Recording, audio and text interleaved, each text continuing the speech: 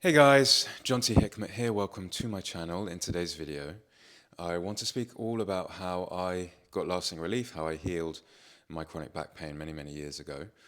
I wanted to create this video because I've got lots of videos that are about the nuances of this process, and in this video I want to speak about something more specific to help anyone watching who has chronic symptoms in any way, give them hope that they can get through this as well. Even though I'm going to be speaking about back pain, this relates to anyone with any type of chronic pain. I know that may seem as if I'm generalizing, but the process to heal chronic back pain also is the same process you can use to heal any chronic symptoms in the body. But for me, my personal story was all about back pain. It was also about stomach pain. I did a separate video about stomach pain. Today I'm going to speak about back pain. So let's start from the beginning. I first noticed pain in my back after the gym in my late teens. I noticed I must have lifted too heavy or I did something wrong. I injured myself in the gym, basically.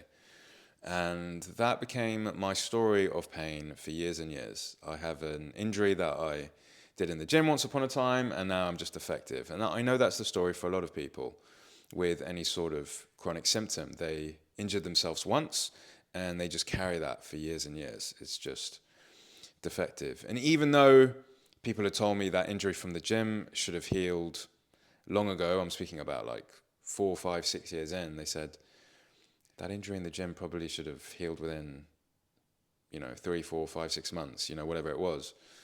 I still would stay with that story. It's an old injury. It's an old injury. And people come to me with the same sort of thing. I lifted this box. I played with the kids. I did something that tweaked my back, and now it's just never been the same again. So that was my story. I injured it in the gym, and then I just had it for years and years, and it was so debilitating. I mean, the first thing I did, obviously, was rest. I got some over-the-counter painkillers in the UK. That means ibuprofen, not opioids, so nothing addictive, just to help ease. And then by the time it somewhat eased, it was just a constant niggle in my life. It meant that I couldn't go to the gym anymore. It meant that I couldn't play football. I liked playing football at the time. It meant that my nights were often very sleepless. I had to have a specific mattress. I had to sleep on the floor a lot of the time. It would flare up randomly. I never knew what it was. Eventually, doctors kind of ruled out that there was any structural damage anymore. They just told me, maybe it's just the way that you're formed. I went to doctors endlessly for it, and you watching this may feel the same way. Different massage therapists as well, different acupuncture. I tried physios. I tried everyone. It's like acupuncturist would say it's because there's a meridian that's out of whack, and then the physio would say it's because your posture is wrong, and then a doctor told me to try Pilates and yoga. I mean, that actually really helped with symptoms. Yoga and Pilates really helped. But nothing would ever go away. It'd always continue. Eventually I had MRI done, and they saw that I had scoliosis, and they said, oh, that must be the reason you have pain. You have scoliosis. It was very slight, by the way. So that's probably the reason you have pain. So I said, what's the cure for scoliosis? And they said, not really anything. I mean, this is 15 years ago. Maybe there's a cure now. I don't think there is. You're just going to have this type of pain for life, is basically what they told me. Hugely frustrating, demoralizing. I'd found yoga and Pilates to be of great help, so I just became addicted to that. I still wasn't going to the gym. I'm talking on the timeline now. I'm about 5 or 6 years in to that first injury. And at the time, I was in my early to mid-20s, and why am I having to take painkillers, and I can't go to the gym, and I can't do what I want, and I can't sleep on certain mattresses. It meant that I couldn't travel properly. It meant that I had to have specific chairs when I was at work. It was just not something I should be going through in my early 20s. This is far too much. So that's how it all started. I'm going to look at my screen because I've got lots of notes about this. I don't want to leave anything out. I know it'd be more natural for me to speak naturally, but I've written notes. So yes, I tried everything: physios, osteos, massages, mattresses, yoga, Pilates. I'd get temporary relief, but nothing would work. I thought it was structural because of my old gym injury. I'd blame my mattress, posture, form. Everyone around me thought the same as well, by the way. I mean, all the professionals and all the experts would say the same thing to me. So it wasn't like I was just making these stories up. My pain felt genuinely physical. So it felt like, this must be what it is. It must be that I need to be stronger here or more flexible here. So the assumption made sense. These assumptions made sense. The thing was, it lasted so long that it no longer felt like, wow, this injury I did 6 or 7 years ago is still relevant. It just didn't feel like that was still the factor, even though I still was very much experiencing pain in the same places. Surely these things should have healed by now. And even though they found scoliosis in an MRI scan eventually, there's nothing else wrong. There's no other structural issues. This can't be the reason. So it was getting to the point of I was really feeling hopeless, and it was really feeling like, I guess, even though this isn't making sense, this is just, I guess, I'm defective. I think some people get certain things, and I'm just someone that developed chronic back pain. This is just my lot. This is just who I am. Things turned around for me when I'd gotten very into yoga in particular. Even though Pilates was happening sometimes, that still would hurt my back. So yoga was the main thing I got very into. And I got very into meditation. At first, I started meditation like many people do. I used it as a practice to help me relax. I had learnt that meditation helps relax the nervous system because you calm down the breath and you chill out. And it very much did have a positive effect on me. So I got very heavily into meditation. I eventually went and did trainings in meditation. Only once I did the trainings in meditation did I learn that the value of meditation is not what I originally realized.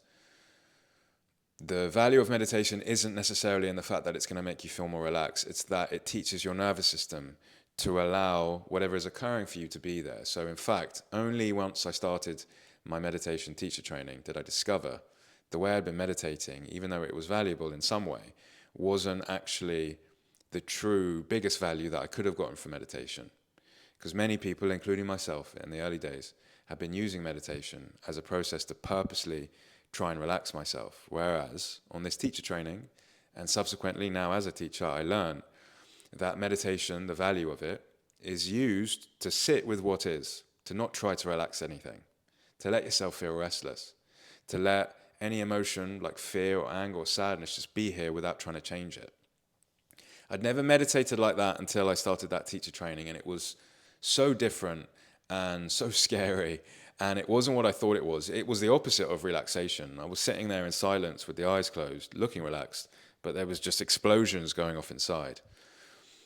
And the teacher training ended, and it was obviously very transformative, and I knew it was a path I wanted to go down. And one of the teachers became my mentors, and he offered one-on-one sessions with him to help with the meditation. And he also offered something called IFS therapy, the type of modality that I offer now. And IFS therapy, doing this one-on-one with him, that helped me discover that this calm exterior that I'd created, who I thought I was, wasn't actually who I thought I was. And actually, IFS therapy and the new type of way I've been meditating helped me discover there's a lot of bottled up anger, a lot of bottled up sadness and fear and shame and tons of emotions that I just compartmentalized into I cannot feel this pile for decades at this point. I was in my late 20s at this point. And bear in mind, I did all of this not with an objective to try and get rid of pain. You know, I'm about to describe why this helped me with my chronic pain, but I was doing all this yoga and meditation.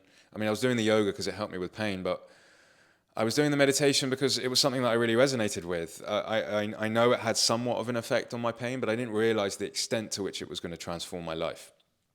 Only when I started the one-on-one sessions, the IFS therapy,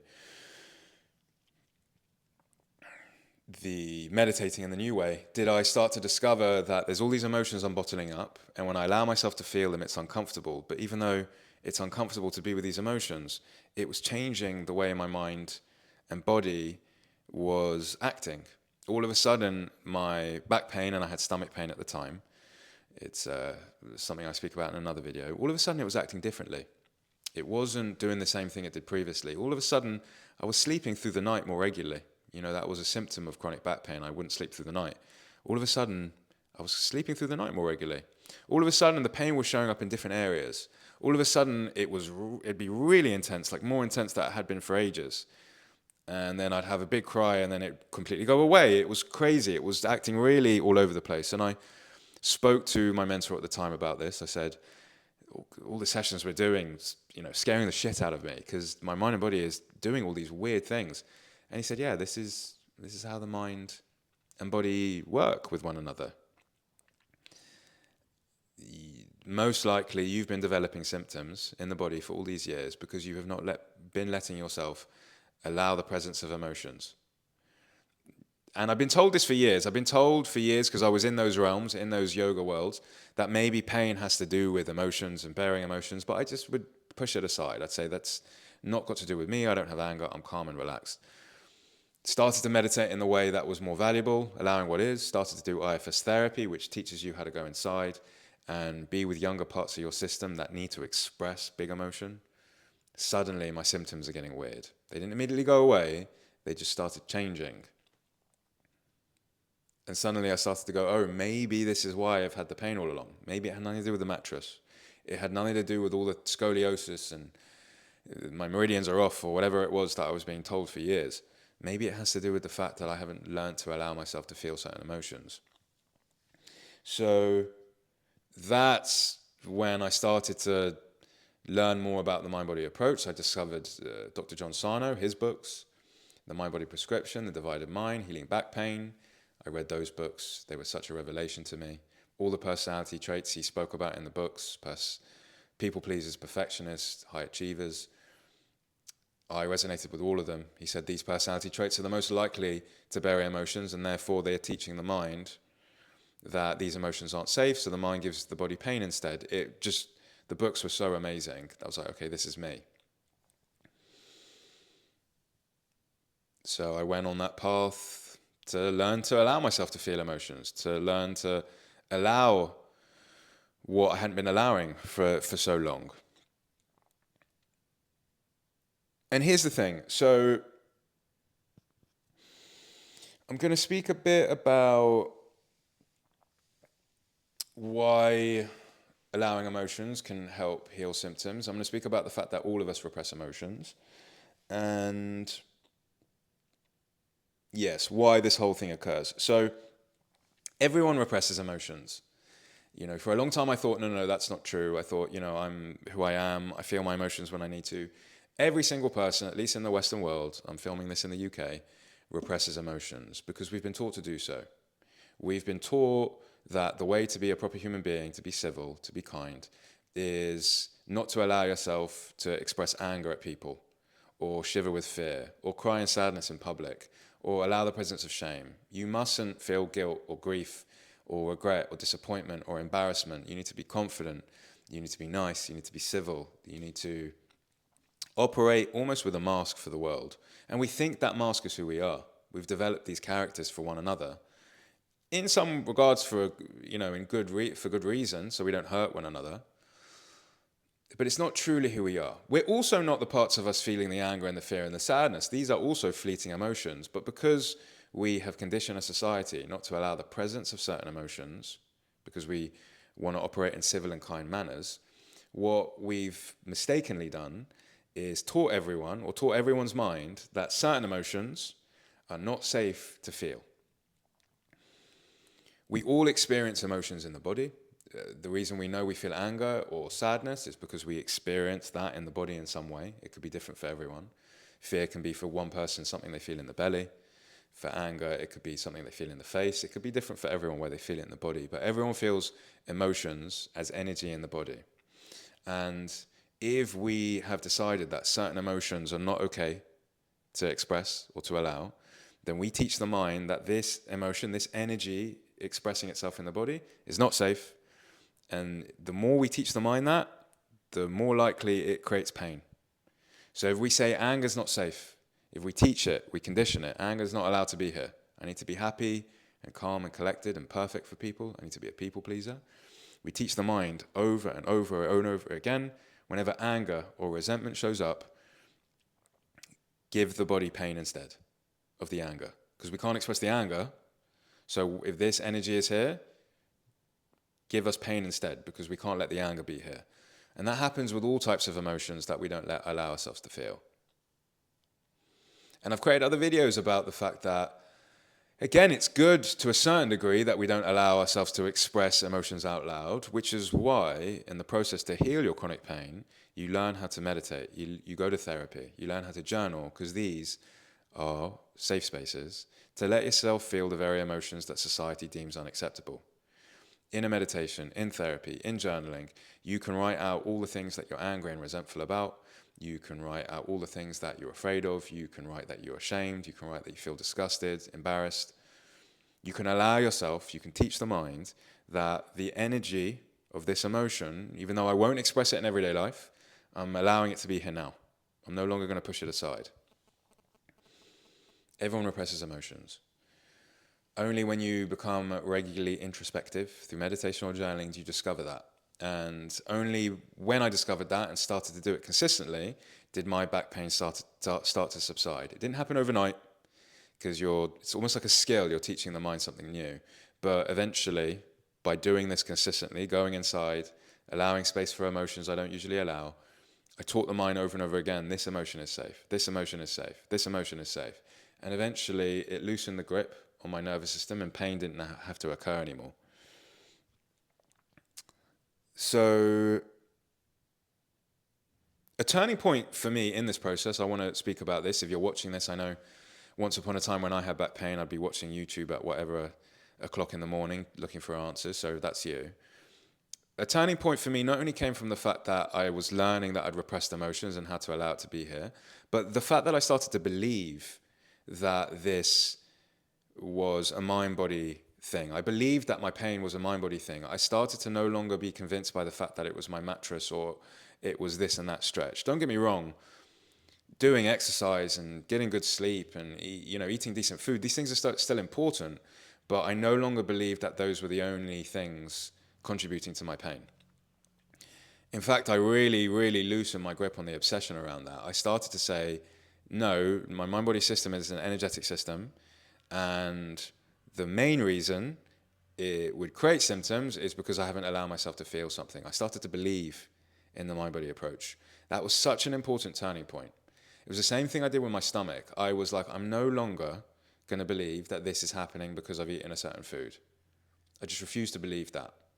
I believe that my body can digest anything. My stomach can digest any food. It's happening because I need to allow myself to feel something. Same with my back pain. My back is perfectly healthy. The only reason there's a symptom here is because I haven't allowed myself to feel something, so I'm going to allow myself to feel something. And I learned how to do so. Obviously, you need to learn how to do so. If you're watching this and you're saying, I don't yet believe that, so I'm not going to get better. I also didn't believe it at first. I knew I needed to learn how to believe it. I was done going to osteos and I was done going to the doctors. No offense to them, they're great in their own right, but I was done going for years and years, hearing the same story. So I wanted to believe this new thing, but at the beginning I didn't believe it. At the beginning it all felt invisible. I wasn't getting relief immediately. It felt like, is this going to work? I had very doubtful, skeptical parts of me. And if you're watching this with the same doubtful, skeptical parts, you learn that actually these parts of your system are also welcome. And learning to welcome an emotion does not mean that you agree with it. It does not mean that you identify with it. It just means that you teach the mind that it's okay to feel doubt and skepticism. That makes sense that I would, because, I haven't seen any evidence of this yet. But what if I decided that I'm going to believe anyway?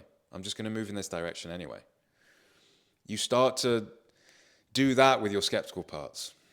It's not something easy to learn to do with skepticism. I had a one-on-one therapist. He helped me do it, basically. He helped me identify when I had doubt and what to do with my doubt and how I could still move forward in a way that I was believing that this would work, even if there was doubt. Really important step. So my doubt didn't stop progress. The intention to just start to do this was enough at first. So I let go of the old injury narrative. I started to just get back to things that I'd done previously, slowly get back to the gym. It was a bit of a, two steps forward, one step back kind of thing. I'd do it a bit and then it would hurt and I'd get scared and go backwards. But I was starting to just get back to doing things as if my back was completely fine. I was letting go of the old injury narrative. So yeah, I've spoken a bit about what feeling emotions actually looks like. I've written here that it's not dramatic or chaotic. I just was allowing what was already there. I was sitting with frustration, letting anger be acknowledged, give space for sadness, fear, doing this daily the same way that you hydrate or sleep. So I learned to meditate in the manner in which I've spoken about every single day, how to allow things to be here, how to journal. I was going to therapy once a week, and he would teach me how to hold space for things that maybe were a bit too scary for me to hold space for, how to feel safer holding space for things like sexual shame and all kinds of big emotions. I was doing it daily. I made it as important as drinking water and sleeping and eating. It was the most important thing for me because I began to realize that really I was operating as a character every day. I had a mask on. And even if you think you're a very genuine person and you're really acting like yourself, there are still parts of the psyche for all of us that are just not welcome in society. And the only space I could give for those parts was in meditation and journaling. The only safe space I could let myself feel sexual perversion and revenge and betrayal and resentment. I wasn't going to say these things out loud to certain people, judgment, but I could say it in my journaling. I could allow space for it in meditation. And that would teach the mind that these primal things are coming up for me, and I'm not going to express them in everyday life, but I'm going to give myself a space every single day to allow them to be here. Even though these things are coming up and I'm not going to express them in everyday life, they are safe that they're here. It's okay that there's judgment. It's okay that there's comparison. It's okay that I'm feeling sexual perversion and revenge and resentment for people in my life. It's okay that this is here. Meditation and journaling gave my mind the space to show me that it was okay that it was there. So, it was difficult to learn to be with those sorts of emotions every day. That's why the one-on-one therapy really helped to make me feel safer doing so. So that's what it looked like, and that's what taught the mind-body system. That's what actually regulated my nervous system. Not trying to relax, not doing another breathing technique or something to try and purposely calm myself down. It was allowing space for chaos, for messiness. It was allowing myself to have a temper tantrum in a journaling session, allow myself to feel the full energy of anger in a way that I usually wouldn't let myself. So, yeah.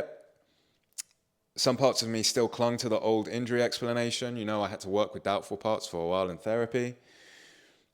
They didn't trust the emotional route at first. Parts of me, they still thought, no, this must be a gym. It must be something it must be a new exercise I need to do. I still clung to that for a while. But slowly, like I said, I continued with the emotional work. Slowly it became apparent to me that, no, this is a lot more to do with energy and emotions than I realized for years and years. So it took me months, really, of consistent work to get to that realization, but I stuck with it because it was so life-changing for me pretty immediately. It was so like, wow, I never realized I was bearing all of this. So I got to the point where my fear reduced about my fear. I did a video about why fear is the most important emotion in this process. We're often taught to fear our pain less, but then we're in the midst of fearing our pain and we can't get rid of that fear and we think that we're doing something wrong. I learned to no longer feel unsafe with my fear. That was the difference. Watch that video on my YouTube channel if you haven't watched it before. It's called Fear, the Most Important Emotion. I would experience pain in this process. I'd experience fear and frustration towards it. And I'd learned through my meditation how to be okay feeling afraid and feeling the energy of frustration. So I learned to feel safer feeling fear. I learned that it actually has a lifespan, just like happiness. You feel happiness for a while and then it goes away. You feel fear for a while and it goes away. But I taught my mind I don't need to relax this fear. I don't need to not fear. Fear can be here. Anxiety can be here. Frustration can be here. It can move through the body. It won't be so comfortable. But I learned how to just be okay existing in that emotion. And because I did, my mind went, okay, we don't have to give him pain. I've spoken about this on different videos. You begin to realize if you embark on this process There's a bit of a chicken and egg thing happening with your pain and the emotion you feel towards your pain. We often think the pain occurs and then we feel an emotion towards it. What you begin to discover in this process is pain may be happening to purposely get you to feel an emotion. So the mind knows, if I give John T back pain, it's going to make him afraid, because we need him to learn how to feel okay with fear. We need him to learn that fear is okay and that frustration is okay. And only when he starts to meditate and journal and he learns to exist in these emotions will we no longer give him the pain. So it was a purposeful tactic by the mind-body. Give him pain because we know he's going to feel the emotions we need him to learn how to feel. And I've spoken about on other videos, because people go, why does the mind-body need us to be okay with fear? Why does it need to be us to be okay with frustration? From that scientific point of view, the fact that actually it needs us to be okay with that, because as an energetic system, the mind wants you to be okay with any energy arising in the body. From a spiritual standpoint, what you begin to discover when you allow yourself to feel emotions you usually would push away is you start to make more informed decisions in your life. Because I went through that process, it wasn't just about healing my chronic back pain. I actually started to make better decisions with the relationships in my life, with my career, with getting to nature and fun things. I started to actually live life on my terms because I'd learned to be with what essentially is the scariest thing ever. Be with my fear, be with my frustration, not try and push it away. Allow sexual shame to exist. Because I'd learned to do that, I was actually living my life more fully for myself. And it's almost as if the mind-body system knows only when you accept yourself, when all the darkness and all the shadow exactly as you are, will you begin to have enough courage to live life on your terms. And that was true for me, and it's true for a lot of people that go through this process as well. You think it's just, oh, I want my pain to go away so I can go back to how I was before. You don't go back to how you were before. If you really are consistent and you stick with this, your pain goes away and you have a better life. You do more things on your terms. So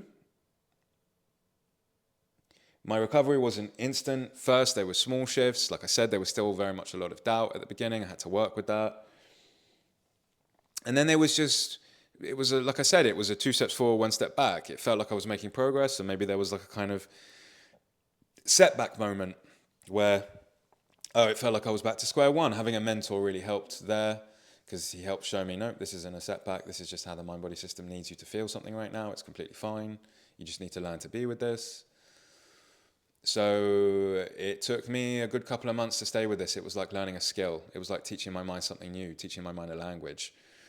Having someone one-on-one helped show me that actually you're making progress, even though it feels like in this moment you may not be, you are. You just need to do this, this, and that. And he would always help me get me back on track. And eventually it was like a kind of, I got over the line. And before I knew it, I wasn't even thinking about symptoms anymore. I was at the gym. Even though I'd feel fear sometimes if something came up with me, with my back or my stomach, I'd let myself feel the fear and go out anyway. More and more courage, more and more confidence. Eventually, I'm someone that doesn't have chronic symptoms anymore. You get your life back over time. You trust that your body will return to normal slowly. So that's my story of getting over chronic symptoms. It took about 6 to 9 months from starting the process, being consistent, having support and guidance, to getting better. It's a different timeline for different people. Some people, they can read the books and get better. Some people, they need a bit more time considering what's coming up for them, what emotions they need to be with. It can take people a lot of time because they're not working with someone and maybe they need to. I needed to. A lot of people do. So just to help with those setback type moments. I want to say a couple of things here that is important. You're not broken. That was something really important that I needed to hear once upon a time. Even though you've tried lots of things that haven't worked, it doesn't mean that this won't work. Your spine isn't defective. You're not defective. I needed to hear all of these things once upon a time, because it very much felt like I was broken and defective. You also can get through this. I know it's been many, many years maybe for you watching this, and it feels as if you haven't gotten through this, but you can. I did. Many other people did, and you can as well.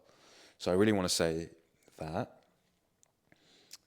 Long-term pain doesn't automatically mean damage. That's a really important point. So just because you've had this for a while, it doesn't mean that there's long-term damage that is just, it can't fix. Because I had my pain for so many years, it felt like surely at this point, I've had pain for so long that any damage is irreversible. That's not how the mind-body system works. It's an energetic system.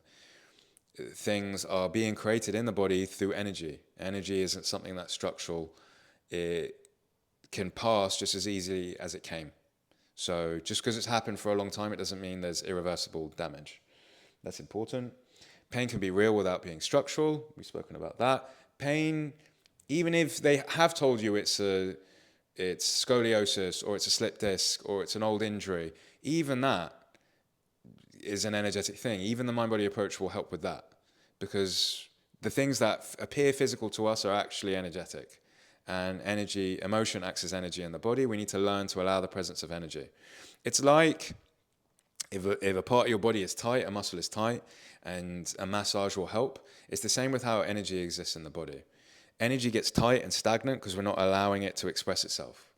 Anger energy will get tight in the body because we're not allowing it to express itself. Fear will contract in the body because we're not allowing it to express itself. As soon as we let the energy express itself, it opens up, and the body also opens up. No longer any need for pain. Your brain is trying to protect you, not punish you. You're not the exception. I know you may be watching this going, but surely I'm the only one that's not going to get better. No, you can get better. You will get better.